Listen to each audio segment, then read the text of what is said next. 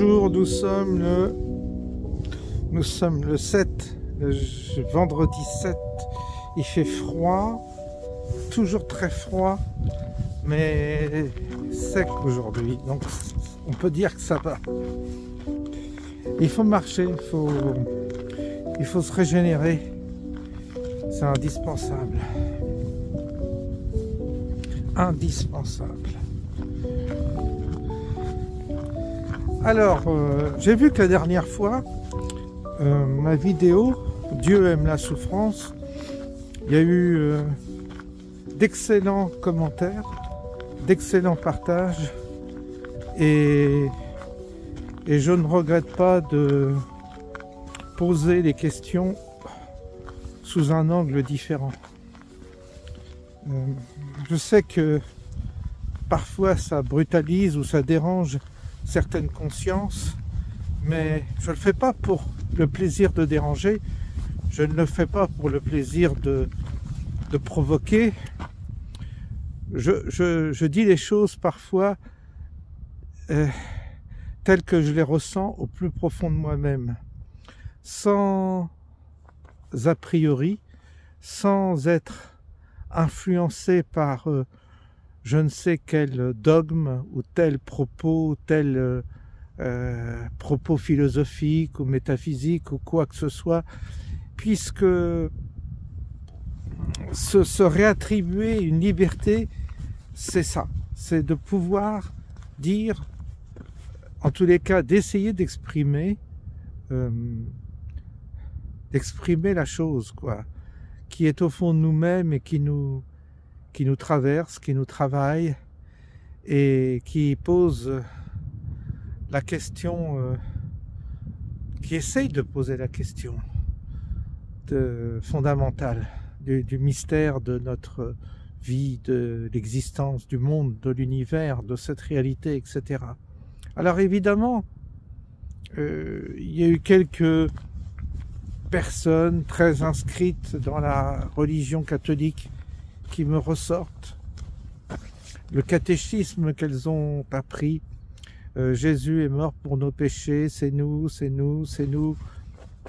Nous sommes les pécheurs, donc le Dieu est fondamentalement bon et nous on est fondamentalement mauvais et tout ce qu'on peut faire c'est se culpabiliser toute notre vie, nous pauvres pécheurs, et vivre dans un remords éternel, je dirais, et remercier que Jésus est venu pour nous sauver nos âmes. Voilà. Bon. Une fois que c'est dit, c'est dit. Alors le péché, c'est Adam, hein. C'est Adam qui a mangé la pomme, et c'est le mal qui vient, c'est Satan. Satan, il vient d'où? Il vient de Dieu, mais non, c'est sa liberté. Donc Dieu laisse les gens libres. Libre, qu'est-ce que ça veut dire? Vous croyez que vous êtes libre? Alors, moi je veux bien qu'on se récite des catéchismes CM2, comme je dis toujours, mais est-ce qu'il ne serait pas possible d'avoir chacun un peu plus de liberté intérieure pour raisonner en dehors de ce qu'on vous a enseigné, dans ce qu'on vous a appris, qui est une singerie, qui est une... Enfin, il y a rien qui tient la route. Vous devriez quand même arriver à faire la concordance entre le monde dans lequel vous êtes, le monde réel, et ce qu'on vous a enseigné. Si ça avait une signification, et si ça avait un effet, ça produirait des effets dans ce monde. Ça n'en produit pas. C'est signe que vous êtes sur la mauvaise voie, si vous voyez qu'il n'y a aucun effet qui est produit. Et puis, on peut toujours se raconter des belles histoires, on peut toujours se raconter des belles histoires, mais c'est une espèce de mécanisme mental qui... Vous êtes dans un jardin et vous avez mis une clôture et vous croyez que tout va bien parce que vous vivez dans un parc clôturé. Et cette clôture, c'est votre clôture mentale, c'est votre clôture que vous êtes fabriquée ou qu'on vous a fabriquée. C'est l'histoire qu'on vous a racontée. Mais au-delà de la culture, il y a autre chose. Quand vous sortez de votre petit parc, de votre petit moulinet intellectuel ou mental ou je ne sais quoi, votre catéchisme, vous verrez, les choses sont différentes, les choses sont pas comme on vous l'a dit. En tous les cas, elles sont mal dites, elles sont mal interprétées. De toute façon, tout a été corrompu, je dirais. Même les Écritures, il y a quelque chose de corrompu qui fait que vous ne pouvez pas... on ne peut pas comprendre les choses telles qu'elles sont si on ne pénètre pas dans le véritable secret. Le secret, il n'est pas dans les Écritures d'aujourd'hui. Vous ouvrez, c'est en français. En plus, il faudrait... S'il y avait encore un sens, c'est d'accéder aux Écritures dans leur langue originelle, et encore, avec l'époque, le contexte, etc. Donc, quelle que soit votre lecture d'aujourd'hui, elle a tellement été filtrée, refiltrée, que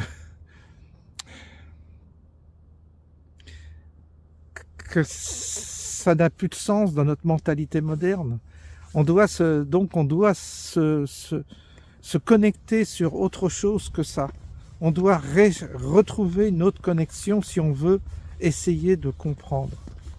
Parce que si on en reste au b.a.-ba, au catéchisme primaire qu'on vous a appris quand vous étiez enfant, bah, vous allez mourir avec, très bien, c'est pas un problème, c'est pas un souci. Vous mourrez dans vos convictions, et vous serez content. Vous aurez votre petit Jésus, votre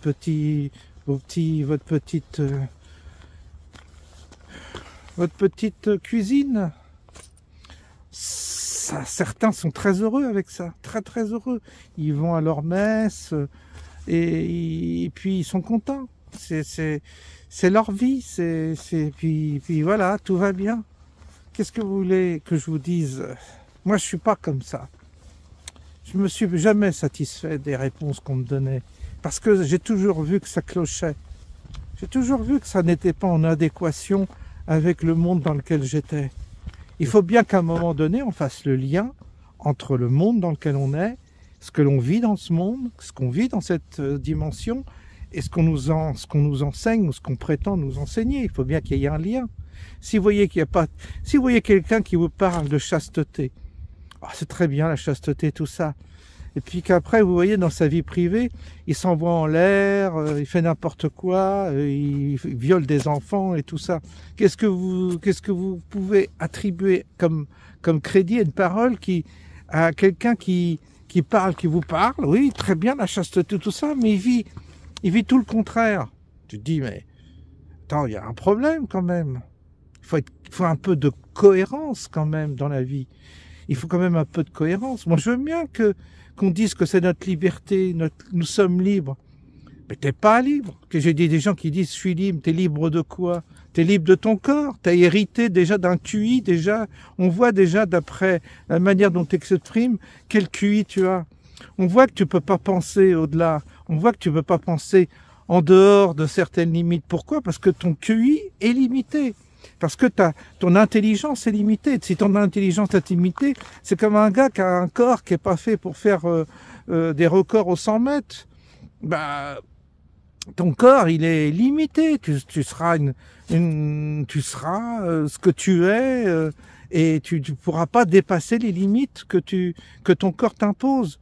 Et c'est pas une liberté. Si la liberté, ça serait d'avoir une intelligence supérieure, d'avoir un corps extrêmement performant. Oui, je choisis d'avoir un corps performant. Si on était libre, on choisirait d'être laid, d'être beau plutôt que d'être laid. On choisirait d'être performant intellectuellement plutôt que d'être idiot ou limité. On choisirait d'avoir une faculté d'apprendre des langues étrangères, tout ça. Moi, je sais que j'ai beaucoup de mal à apprendre les langues étrangères.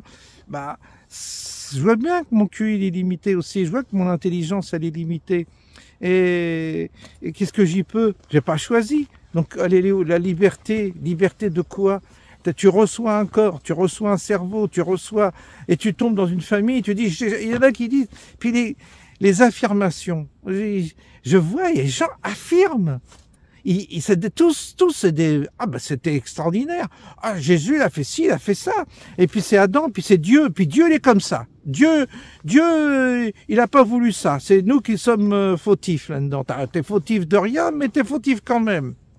et puis ils affirment, hein, puis il n'y a pas de doute, il n'y a pas une feuille à cigarette de doute dans leur esprit. Ils sont sûrs d'eux. Comme il y en a, on a choisi de venir, on a choisi notre famille, on était là-haut dans le ciel, puis un jour on a choisi de s'incarner dans cette famille, dans ce monde, dans cette époque. C'est nous qui avons choisi. Et la personne t'affirme ça, hein, comme si c'était une vérité, une vérité. Quelle arrogance, quelle arrogance! Mais ça va vous coûter cher, hein, tous ceux qui sont arrogants. Je peux vous dire, vous allez vous prendre des boomerangs terribles. Vous allez vous en prendre plein la tête. Plein la tête. Parce que vous n'êtes pas à votre place. Tu restes humble. Tu restes avec tes questions. Je comprends que tu pratiques. Je comprends que la personne aime aller à l'église, peut-être se recueillir, y trouver quelque chose. Certains ont reçu quelque chose, une forme de grâce, une forme d'éveil. Ça leur convient très bien. Mais tu restes à ta place, tu vas pas venir faire la leçon à l'autre. L'autre, il a pas reçu ta grâce que tu as reçue, il l'a pas reçue. Qu'est-ce que tu veux lui dire? Ah mais moi j'ai reçu la grâce, oh, c'est l'amour, c'est l'amour, c'est l'amour. Tu dis ça à l'autre qui lui, bah oui, mais moi non. Alors qu'est-ce que ça sert à quoi que tu lui dises? Tu gardes ça pour toi, point final. Et tant mieux pour toi, tant mieux si tu es heureux dans ta grâce et dans ton petit bonheur individuel. Mais ne te questionne pas surtout pourquoi l'autre à côté l'a pas reçu. Oh bah parce que moi je suis supérieur, moi j'ai un cœur, oh, moi je suis bien plus. Si j'ai reçu cette grâce-là, c'est que je suis supérieur à toi qui l'a pas reçu. Voyez la faille dans tout ça?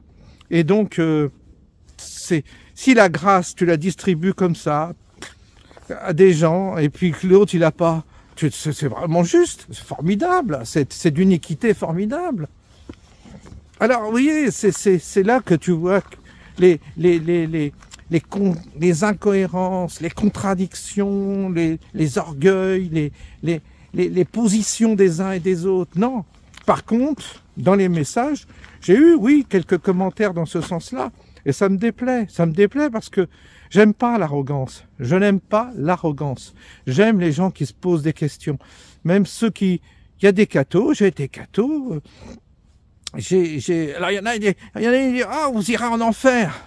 Vous vous rendez compte, la nana qui te dit ça? Mais allez, il y a des cinglés, hein. Il y a des cinglés, hein. Il y a vraiment des gens cinglés dans l'église. Ah oui, il y en a dans l'islam, mais dans l'église, il y en a aussi des cinglés. Quand je vois certains commentaires, je me dis, il y a quand même des sacrés cinglés quand même, hein, parce que il y en a qui ont l'outrecuidance de te condamner à l'enfer éternel. Hein. Il y en a qui sont mais marteaux dans leur tête, à enfermer. C'est des débiles mentaux, des bigotes ou des bigots comme ça. Il y en aura toujours. Et ces gens-là sont indécrottables. Puis sur deux, puis d'une arrogance, mais incroyable, enfin épouvantable. Dieu merci, je ne vais plus dans les églises, je ne fréquente plus ces milieux-là, parce que rien que de les écouter, ça me ferait peur. Oui, ça me ferait peur, parce que ils sont dans leur certitude, dans leur dogme, puis très sûrs d'eux, très sûrs de leur morale, de tout. Aucune mise en question, aucun doute. C'est effrayant. Effrayant. Par contre, tu as des commentaires qui sont intelligents, je dis de chrétiens, de pratiquants, tout ça, qui sont eux dans l'acceptation de l'autre, dans le sens de l'acceptation d'un autre point de vue, qui sont pas dans le jugement, qui sont vraiment dans l'acceptation. Eux, ils ont trouvé des réponses qui leur sont personnelles, très bien, ce que je respecte aussi, mais ils acceptent que d'autres soient un peu en dehors des clous. Et parce que moi, je suis passé par là. Puis j'en ai qui enfin, c'est affolant. C'est affolant. J'y étais dans la boutique. Je la connais mieux que vous tous, la boutique. Je la connais bien, la boutique. Et sacrement, tout. Je connais tout. Je suis passé. Et j'ai vu les effets que ça avait. J'ai vu les effets que ça avait. J'ai entendu des gens qui ont expérimenté des choses. Vous pouvez pas savoir. Si, c'est là qu'on voit l'ignorance aussi des gens qui viennent vous juger, qui n'ont pas 1% de votre expérience, qui n'ont pas fait 1% de ce que vous avez fait. Pas 1%. Non, rien. Mais ils savent. Non, mais c'est dingue. Je peux plus supporter ça. Franchement, je ne peux pas. Et donc aujourd'hui, je voulais aborder un autre sujet, c'est le culte du sacrifice. Parce que là aussi, c'est quand même quelque chose, cette histoire. Le sacrifice, le culte du sacrifice. Je voulais explorer cette question-là avec vous parce que elle est présente partout, dans toutes les religions. Elle est au cœur même, du principe de la relation humaine avec le divin ou avec l'au-delà. Il y a ce culte du sacrifice. Alors, il est plus ou moins édulcoré, il est plus ou moins présent. Ça dépend des... Il y a des nuances là-dedans, évidemment. Il y a beaucoup de nuances. Alors, on pourrait décliner toutes les nuances de sacrifice qu'il peut y avoir, mais ce culte-là, il est très très fort. Le culte de la messe, c'est le culte du sacrifice du Christ. Et donc, on en revient toujours au même. Le culte du sacrifice, eh bien, c'est lié à la souffrance.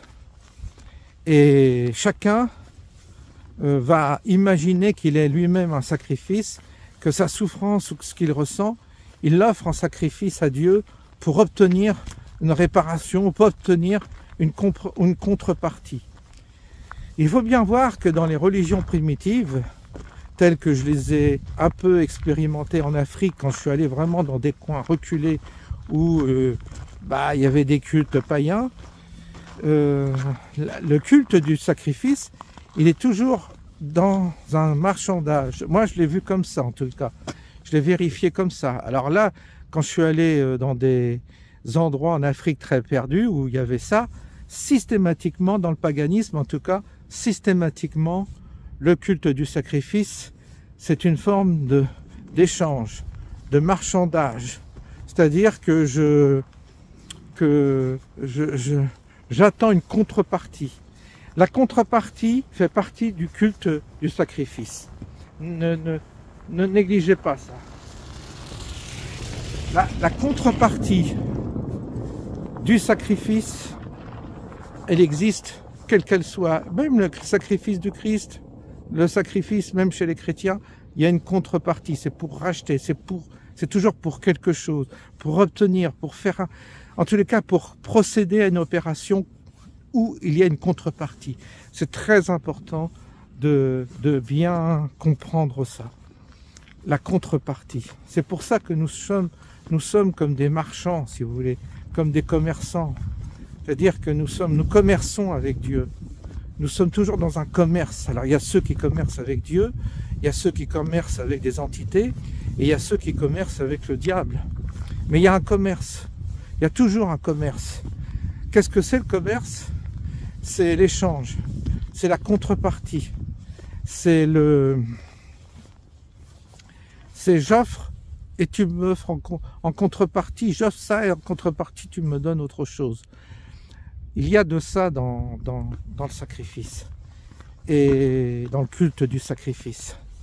Et ça c'est très très puissant chez l'humain. Pourquoi c'est puissant? Parce que c'est inscrit au fond de lui-même. Et si vous regardez bien, aujourd'hui, bien entendu, dans la société moderne, il n'y a plus de rituels il n'y a plus de rituels, comment dire, conventionnels, de rituels qui sont organisés par une religion, mais il y a des rituels qui sont invisibles, il y a des rituels qui sont profanes. Et les rituels, ce sont évidemment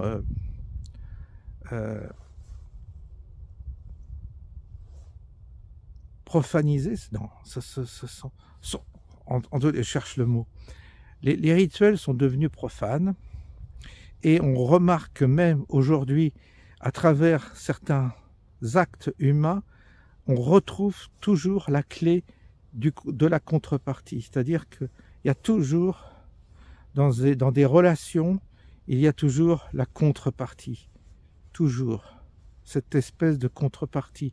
L'homme ne peut pas vivre sans quelque chose, sans ce commerce invisible qu'il va négocier, soit avec son environnement, avec les hommes, les humains qu'il va fréquenter, avec la société ou avec la nature même. Il y a un commerce, il y a une contrepartie. On ne peut pas vivre sans contrepartie. Le fait de se nourrir, de manger, de boire, de s'alimenter, c'est une forme de contrepartie, c'est-à-dire je mange une nourriture, j'ingère une nourriture qui est parfois le fruit d'un meurtre, en tous les cas qui est souvent le fruit d'un meurtre et d'un sacrifice donc, et en contrepartie tu nourris mon corps, tu nourris mon esprit, tu nourris mon âme. Mais tous les animaux qu'on mange sont des sacrifices. Et ce sont des sacrifices à la chaîne, mais ce sont des sacrifices. Et on ingère des produits alimentaires qui sont le fruit de sacrifices et qui sont donc, et en contrepartie de ça, on nourrit notre corps et par définition, on nourrit notre âme, on nourrit notre esprit. Donc ça passe toujours par une contrepartie. Et on pourrait arrêter de s'alimenter. On pourrait arrêter de manger, mais à ce moment-là, on meurt. Donc, dans le principe même de la vie, il y a, chez les animaux, c'est pareil, hein, ils tuent pour manger, donc il y a une contrepartie à la mort le prédateur va tuer sa proie pour l'ingérer et donc survivre. Et donc dans la vie, il y a cette partie non négociable qui est je tue, et en contrepartie, j'obtiens quelque chose, j'obtiens la vie de l'autre. Et ça, c'est vrai, dans tous les domaines, c'est vrai à tous les niveaux, c'est vrai entre les parents, les enfants, dans les couples, la société, le travail. Le travail, c'est je sacrifie ma vie pour obtenir un salaire qui me permet, en contrepartie, de manger, d'avoir un toit, de nourrir ma famille, etc. On est dans un échange perpétuel. Ça n'existe pas. Ça n'est pas possible de vivre en dehors, donc, de ce principe de base. Et c'est normal qu'on ait ritualisé ce principe à travers le culte, un culte de sacrifice. On l'a ritualisé parce que c'est un principe essentiel dans toutes les religions. On offre à Dieu, on offre aux ancêtres. Et en contrepartie, on leur demande de nous aider, d'avoir un peu de nous aider à faire une bonne affaire, de nous aider à avoir une guérison, etc. C'est un principe qui est important. Et l'homme vit dans un monde où il y a une négociation perpétuelle, je dirais. Il y a une négociation perpétuelle. Et quand la négociation est déséquilibrée, c'est là qu'il y a crise. En fait, il faut toujours trouver dans ce compromis qui est une forme quand il y a ce principe de compensation,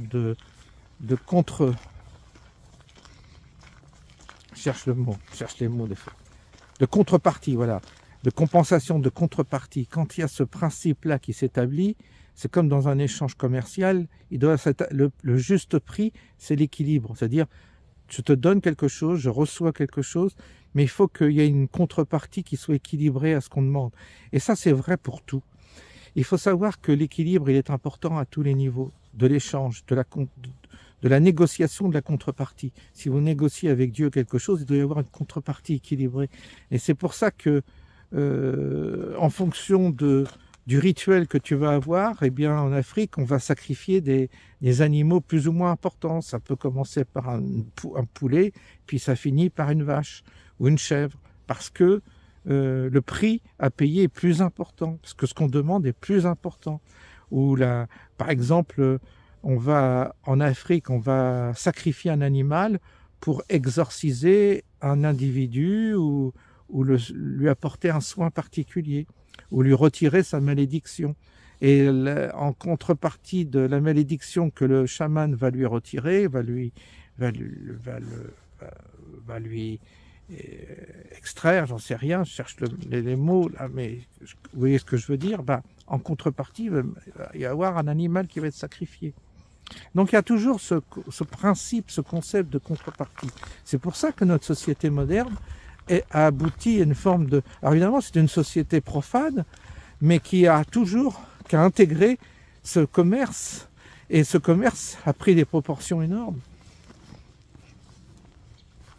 C'est pour ça que quand on parle de l'assistanat, c'est un drame absolu, parce qu'il n'y a pas de contrepartie. Donc il y a un déséquilibre. Et à partir du moment où il y a un déséquilibre, il y a une crise. C'est normal. La crise ne vient je dirais que la crise ne vient que du déséquilibre qu'il y a dans la contrepartie invisible que l'on fait, soit avec l'invisible, soit avec la société. Quel que soit l'interlocuteur avec lequel on fait une contrepartie, on fait un échange. S'il y a déséquilibre, il y a crise. Et c'est pour ça qu'il faut toujours, dans une relation, veiller à ce que la contrepartie soit équilibrée. Il faut l'accepter, ce principe-là. C'est quelque chose d'absolument essentiel. Mais pourquoi, vous me direz, on est aussi en négoce avec l'au-delà?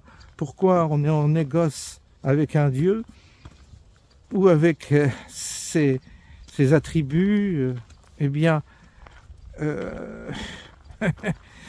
je sais pas. Je sais pas pourquoi ce principe, on doit aussi le faire, aussi l'appliquer sur le plan spirituel. Mais ça semble être une forme de loi.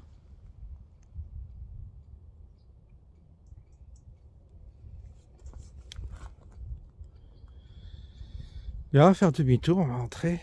Alors le culte du sacrifice, il est extrêmement... Le culte du sacrifice, c'est un culte qui correspond à un mécanisme profondément inscrit en nous, qui est « je négocie telle chose ». Je veux dire, j'offre une partie de ça, j'offre une vie, j'offre quelque chose de moi, et en contrepartie, j'attends autre chose. C'est un échange. Mais pourquoi la base de cet échange se fait sur un sacrifice? C'est-à-dire, pourquoi on y introduit la souffrance? Parce que l'animal qu'on va sacrifier va souffrir. Et pourquoi on est obligé de le faire souffrir? Pourquoi il faut que ça passe par la souffrance? Comme si la souffrance était dans ce rituel, comme si la souffrance était une monnaie invisible. Comme si la souffrance avait une forme de valeur. La souffrance de l'autre, notre souffrance. Comme si la souffrance constituait en soi une valeur et qui nous permettait de négocier quelque chose. C'est quand même étonnant. C'est quand même étonnant tout ça.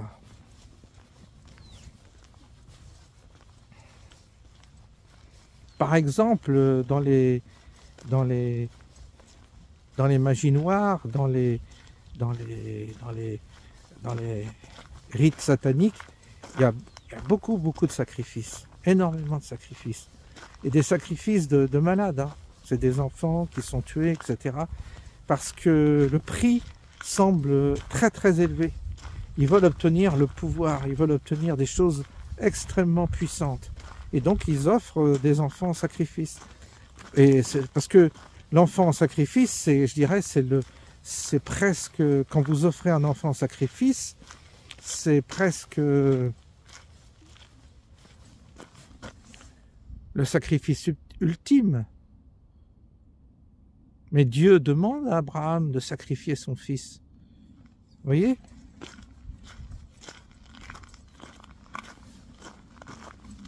Même Dieu, alors quel est ce Dieu qui demande dans l'Ancien Testament, qui demande, et ensuite c'est l'agneau qui y passe, mais pour vérifier s'il a la foi ou pas, c'est quoi ce bordel?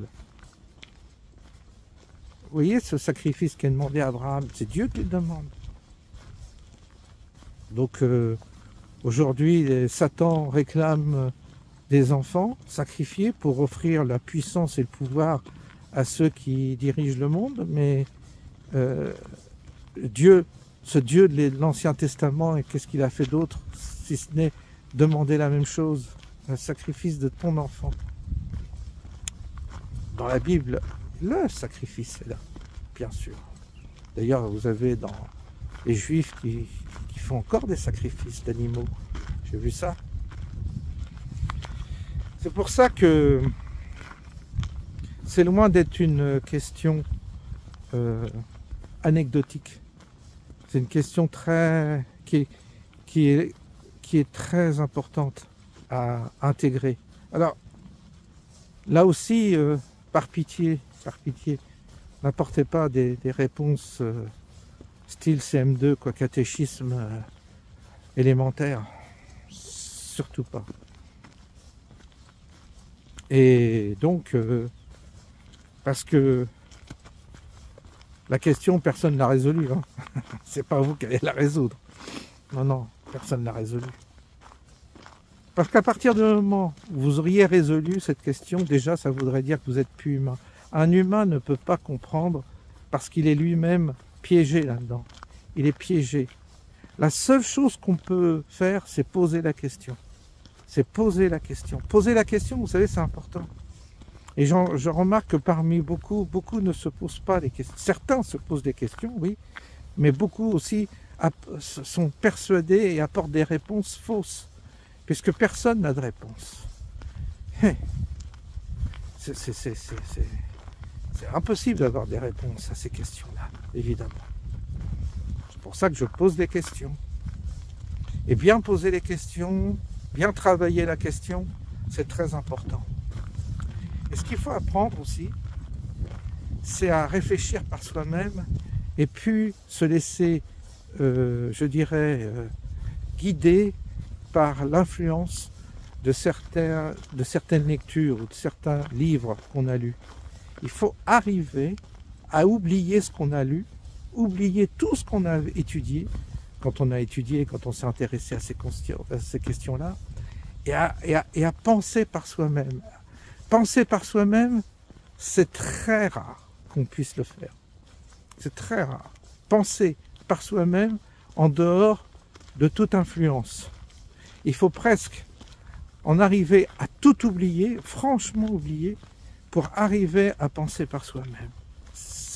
Penser par soi-même, c'est redevenir comme un enfant totalement vierge de toute influence et se servir simplement de son cerveau pour reposer les questions et reconsidérer les choses d'un point de vue neutre, en tous les cas d'un point de vue personnel, sans être influencé. C'est très très difficile. Je veux dire que là aussi c'est presque impossible.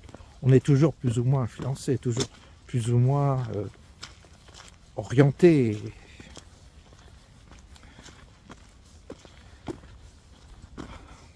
Dernière chose, quand je parle de ces questions-là, la dernière fois, il y a des gens qui m'ont dit « mais vous êtes déprimé, vous allez déprimer ». C'est pas parce que je parle de la souffrance que je suis déprimé. Il y a encore une confusion là. Je ne suis pas déprimé parce que je pose des questions existentielles. Quand vous posez la question de Dieu, quand vous posez la question de la souffrance, et que vous constatez qu'il y a la souffrance, c'est pas parce que il ne s'agit pas d'être déprimé. Alors je sais, il y en a qui disent il faut vivre au Cambodge, je suis allé au soleil, si cela, mais c'est pas le sujet.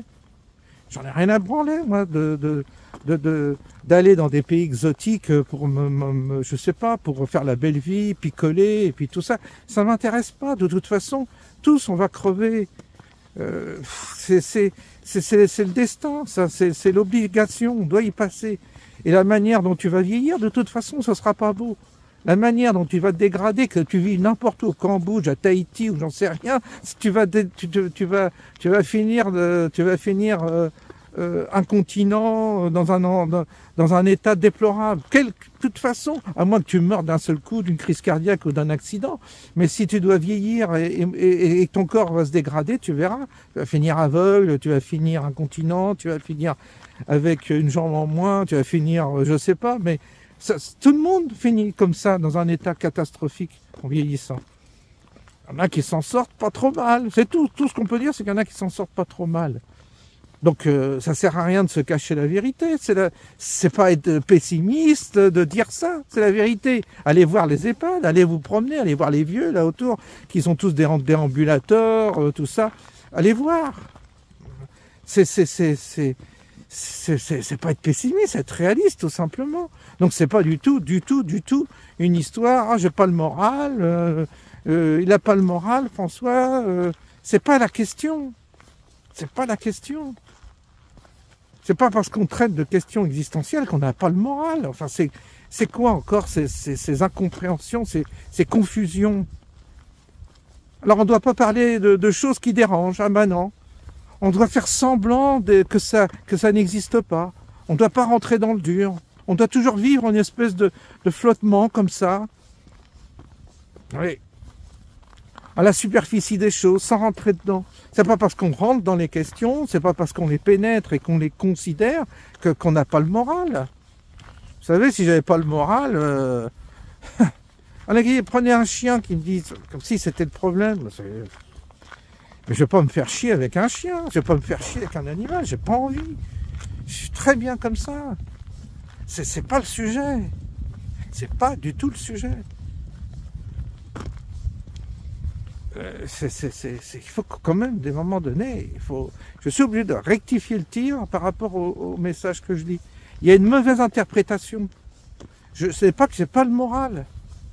C'est pas une question de pas de morale. À partir du moment où je pose une question sur la souffrance, que je pose une question sur certains aspects ésotériques de la vie, que je pose quelques questions existentielles, c'est pas parce que j'ai pas le moral. C'est parce que je vois simplement la réalité.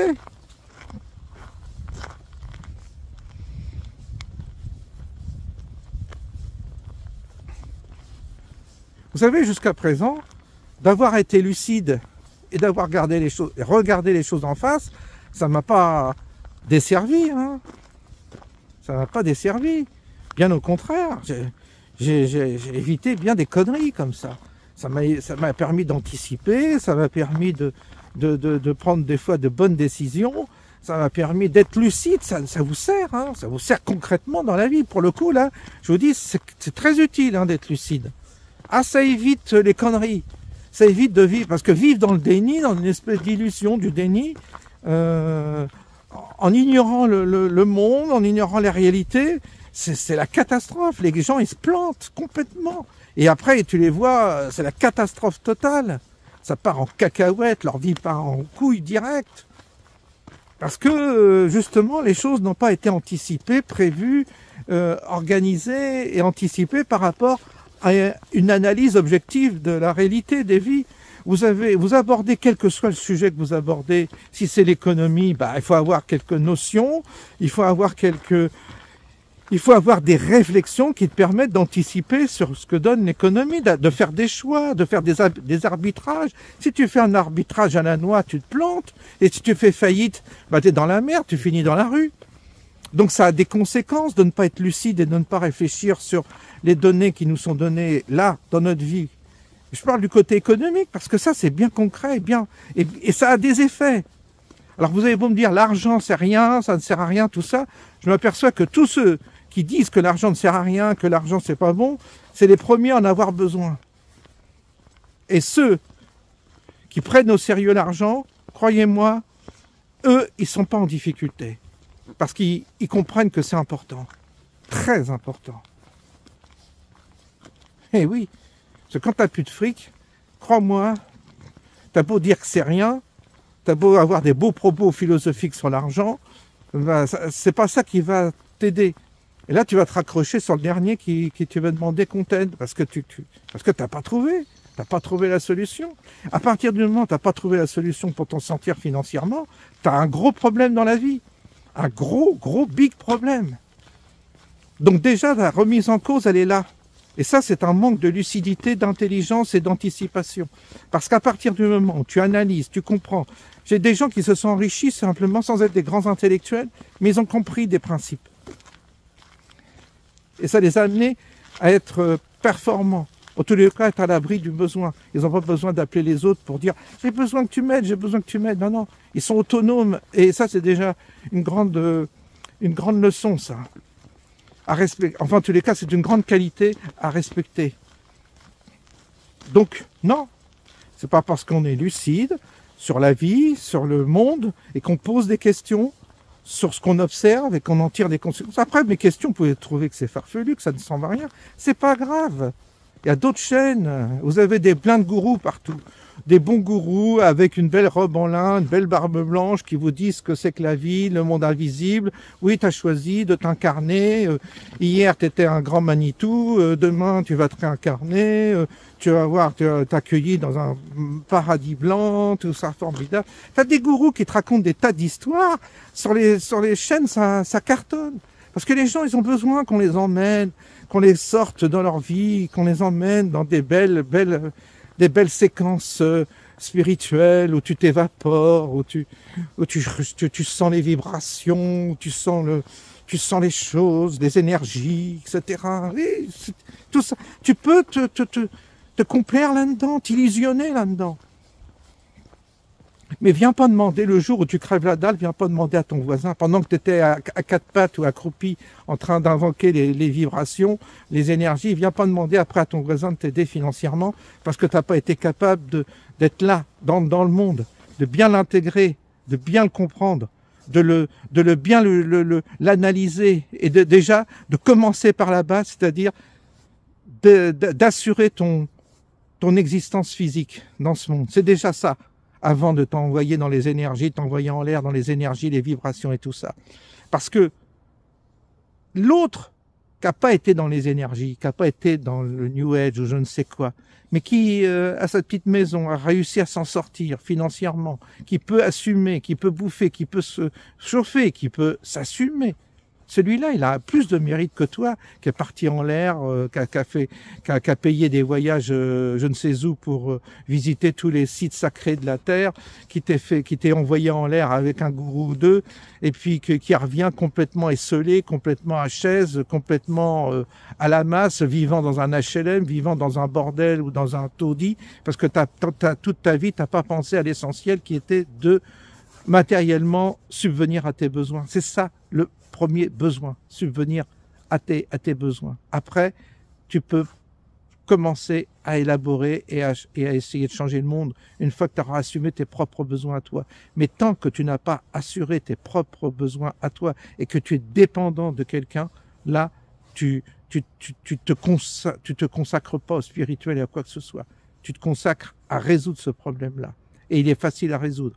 Mais non, il n'est pas facile à résoudre. Mais ça nécessite une lucidité, ça nécessite une modestie, ça nécessite aussi un ascétisme, parce que se confronter au réel, ça nécessite des qualités qui sont incroyablement exigeantes, dures, difficiles, parce que tu vas devoir produire de la qualité, tu vas devoir faire preuve de certaines qualités, tu vas pouvoir faire preuve d'une certaine combativité, parce que tu vas te battre parmi les autres, contre les autres ou avec les autres. Tu vas devoir créer des alliances, tu vas créer des mécanismes, des stratégies pour survivre matériellement. C'est ça la vie, c'est ça qu'on te demande. On te demande pas autre chose. Sinon, tu te tranches la gorge, tu te pends et tu vas dans ton monde merveilleux si tu n'es pas capable d'assumer ces conditions. Parce que dans ce monde, c'est ça qu'on te demande. On te demande rien d'autre pour l'instant.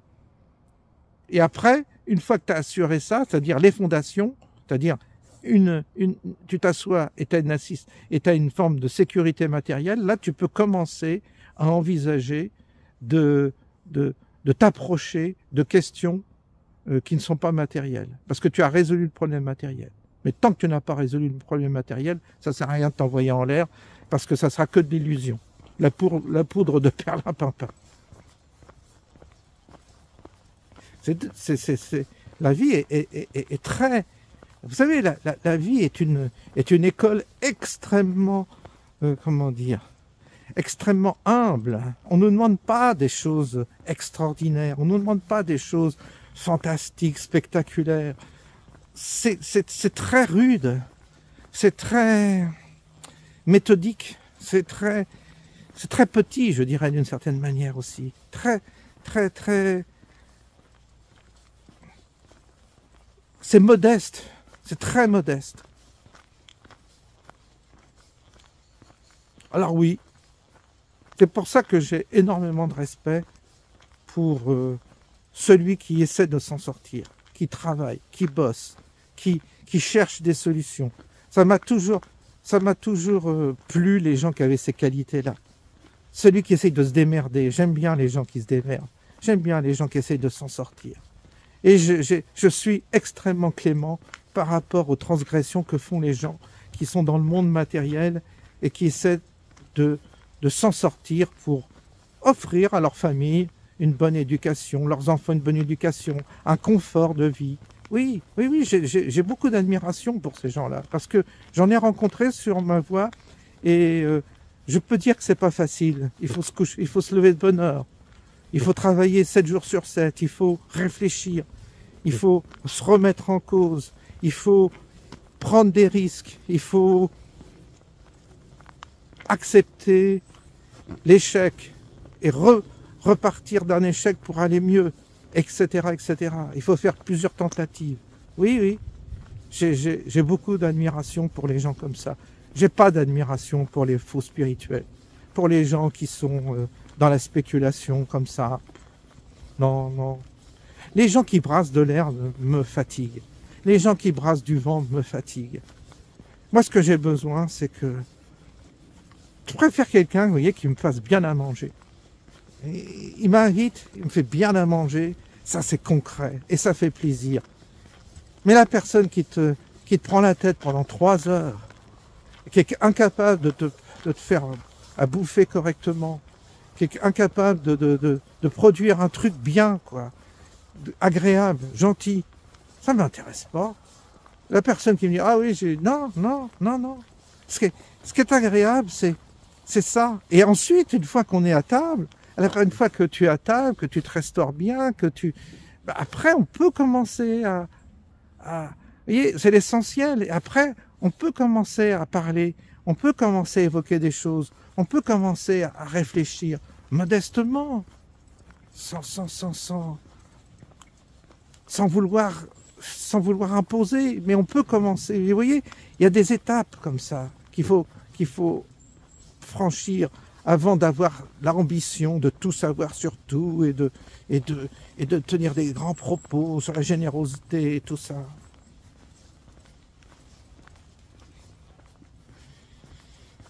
Voilà, donc voilà où j'en suis. Vous voyez, ça a duré longtemps là. Oh là, elle va faire presque 50 minutes la vidéo. Mais c'est pas grave. C'était nécessaire de parler de toutes ces choses. Je vous souhaite, on va se quitter. Je vous souhaite une bonne soirée et je vous dis à bientôt.